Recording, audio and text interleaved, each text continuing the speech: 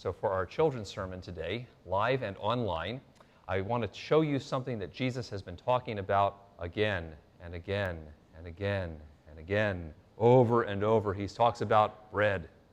It's bread.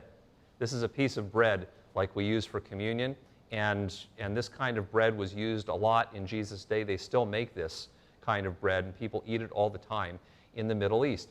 And it's just bread, and Jesus keeps talking about bread.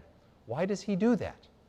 Well, one of the reasons that maybe Jesus talked about bread was because bread was just a common thing. It was everywhere.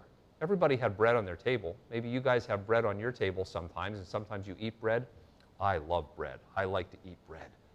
But the thing about bread is that bread is kind of a common thing. I don't usually go and say to people, hey, you know what was great?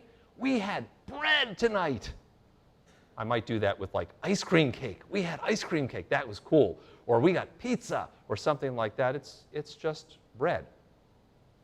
And sometimes, though, the most important things in our lives are the things that are kind of around us all the time, just like bread was. So I have a home to live in. Like you got a home to live in. You have a home and a house. You have parents who love you.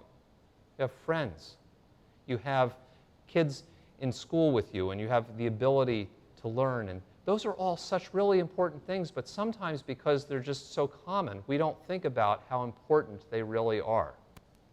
And when Jesus talked about bread, he was talking really about God and how God is around in our lives all the time, so much that sometimes we don't even think about God being there.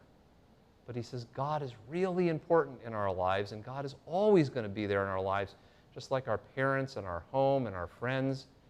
And sometimes we've got to sit back and say, hey, you know, some of the really common things that are here all the time with us, just like bread, those are things we should really be thankful for.